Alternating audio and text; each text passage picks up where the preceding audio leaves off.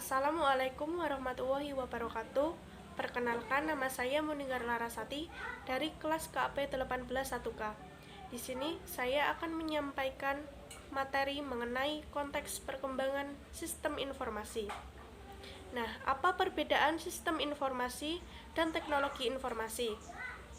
Pengertian sistem informasi adalah kombinasi dari teknologi informasi dan aktivitas orang yang menggunakan teknologi itu untuk mendukung operasi dan manajemen. Dalam arti yang sangat luas, istilah sistem informasi yang sering digunakan merujuk kepada interaksi antara orang, proses, algoritmik, data, dan teknologi.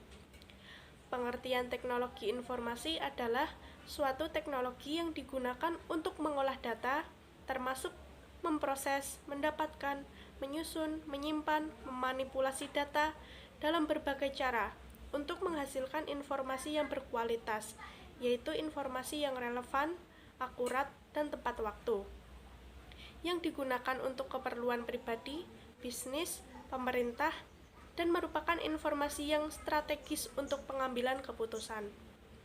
Teknologi informasi tidak hanya terbatas pada teknologi komputer atau software dan hardware yang digunakan untuk memproses atau menyimpan informasi, melainkan juga mencakup teknologi komunikasi untuk mengirimkan informasi. Semua bidang membutuhkan teknologi informasi, baik hukum, ekonomi, perbankan, kesehatan, dan lain-lain. Kemudian perbedaan antara teknologi informasi dengan sistem informasi yaitu sistem informasi mencakup seluruh sistem di dalam perusahaan secara keseluruhan, termasuk teknologi informasi, akuntansi, manajemen, dan lain-lain di dalamnya. Sedangkan teknologi informasi ada untuk membantu atau menunjang kegiatan sistem informasi, di antaranya pembuatan hardware, software, network, dan database. Nah, selanjutnya saya akan menjelaskan perbedaan antara sistem pemrosesan transaksi, sistem informasi manajemen, dan sistem pendukung pengambilan keputusan.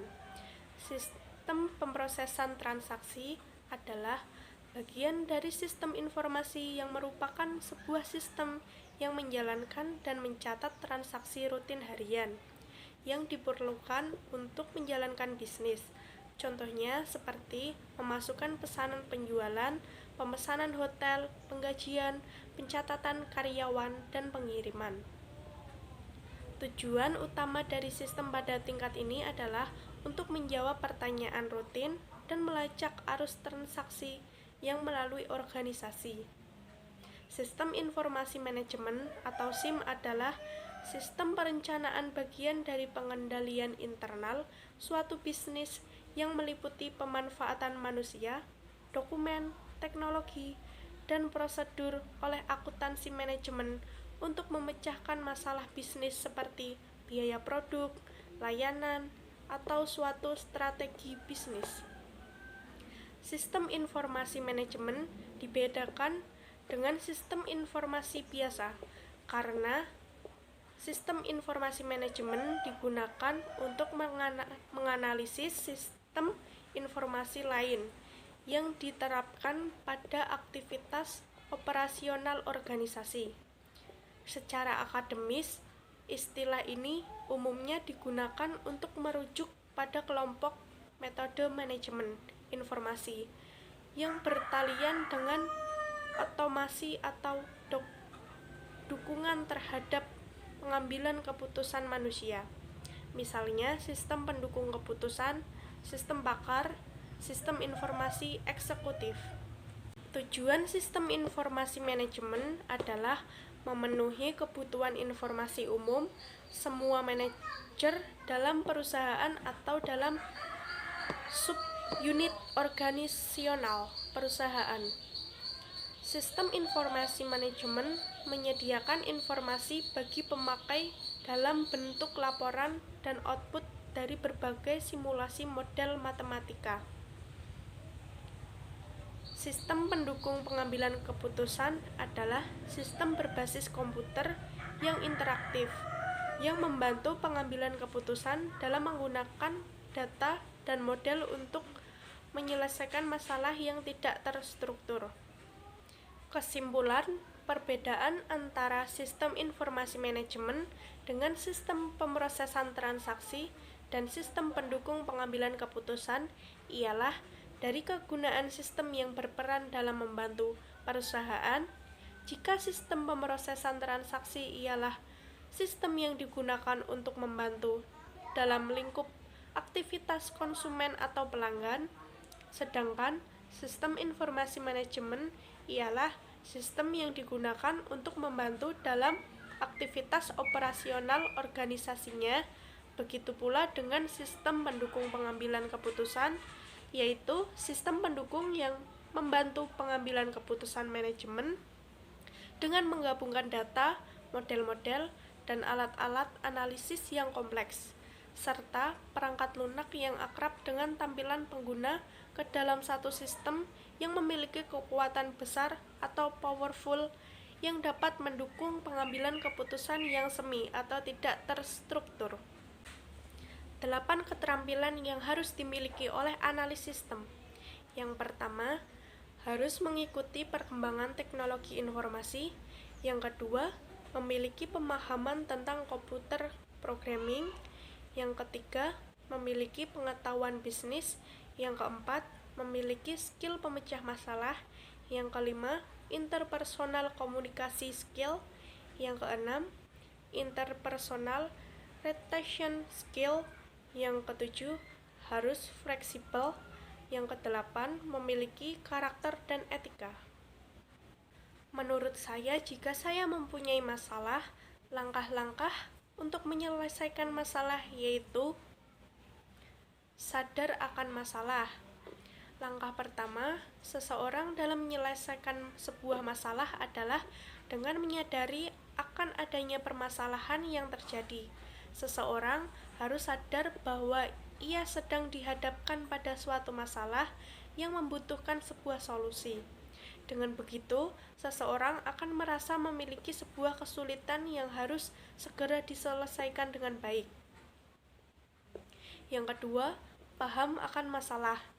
Setelah menyadari bahwa seseorang tersebut sedang menghadapi masalah, maka hal yang tak kalah pentingnya adalah memahami kemudian menjabarkan masalah yang terjadi.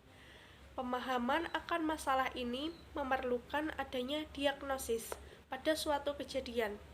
Kita perlu sekali untuk memfokuskan seluruh perhatian kita terhadap masalah yang dihadapi.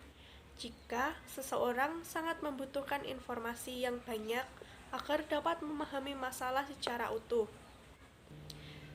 Yang ketiga yaitu ketahui penyebab masalah. Tidak ada asap tanpa api, tidak ada masalah tanpa penyebab. Hal inilah yang sekiranya harus dijadikan sebuah acuan bahwa setiap masalah terjadi karena adanya penyebab yang memicunya. Setelah kita menyadari dan memahami benar akan masalah tersebut, hal yang perlu kita perhatikan selanjutnya adalah mengetahui secara mendalam apa penyebab munculnya masalah tersebut. Yang keempat, mulai sederhanakan masalah. Bukan tidak mungkin bahwa yang membuat masalah menjadi rumit dan tak kunjung reda adalah dari dalam diri kita sendiri. Tak jarang kita sering membuat diri kita terpuruk sendiri pada suatu keputusan. Masalah bisa menjadi semakin sangat rumit akibat dari persepsi yang terjadi dibangun dari kita sendiri. Maka dari itu, hal yang paling bijak adalah segera sederhanakan masalah kita. Dengan begitu sederhana pula solusi yang akan kita dapat. Yang kelima adalah fokus pada solusi. Hindari untuk berfokus terus-menerus terhadap masalah kita, karena sikap ini malah akan membuat kita terlalu manja dan sibuk mengasihi diri sendiri. Yang keenam, kenali kemungkinan penyelesaian. Setelah kamu fokus akan solusi penyelesaian masalah yang sedang dihadapi, langkah selanjutnya adalah mengenali dan mengklarifikasi beberapa kemungkinan akan sebuah bentuk kemungkinan penyelesaian suatu masalah. Kamu bisa membuat daftar atau tabel untuk mengkategorikan beberapa kemungkinan solusi untuk menyelesaikan masalahmu. Yang ketujuh, menemukan strategi penyelesaiannya. Setelah mengetahui beberapa kemungkinan solusi untuk menyelesaikan sebuah masalah tersebut, maka segera menemukan strategi penyelesaiannya. Strategi yang baik diperlukan untuk menyelesaikan analisis secara bijak. Dalam fase ini, seseorang sudah paham betul akan situasi masalah dan penyelesaian yang efektif dalam menghadapi masalah. Yang kedelapan, tinjau kemungkinan implementasi pemecahnya. Setelah keputusan final kita ambil, maka periksa secara evaluasi lagi pilihan tersebut. Yang kesembilan, jangan mengeluh berlebihan. Sikap mengeluh hanya akan mendoktrin otak untuk menganggap bahwa suatu permasalahan itu semakin rumit. Yang ke-10, segera ambil tindakan. Beberapa paham pun kamu terhadap suatu masalah, seberapa fokus pun kamu dalam mencari solusinya, dan seberapa hebat pun kamu dalam mengatur strategi sebuah penyelesaian masalah, tanpa adanya tindakan yang nyata adalah sia-sia. Yang ke-11, atur emosi. Pola pikir seseorang dengan emosi yang dihasilkan adalah dua hubungan yang saling berkaitan. Pengaturan kecerdasan emosional dalam psikologi yang baik akan berpengaruh kepada pengembangan pola pikir yang baik juga. Langkah yang ke-12 yaitu berpikir logis.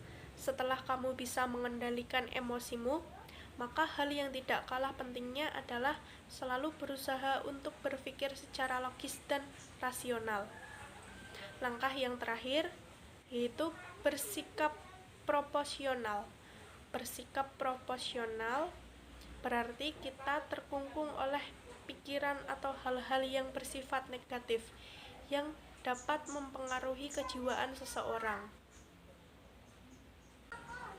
Kekurangan dari tahap dalam proses pengembangan sistem informasi secara sekuensial. 1. Jarang sekali proyek real mengikuti aliran sekuensial yang dianjurkan model karena model ini bisa melakukan intersi tidak langsung.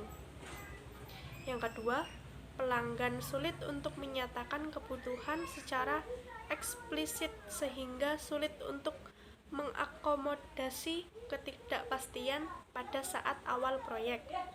Yang ketiga, pelanggan harus bersikap sabar karena harus menunggu sampai akhir proyek dilalui.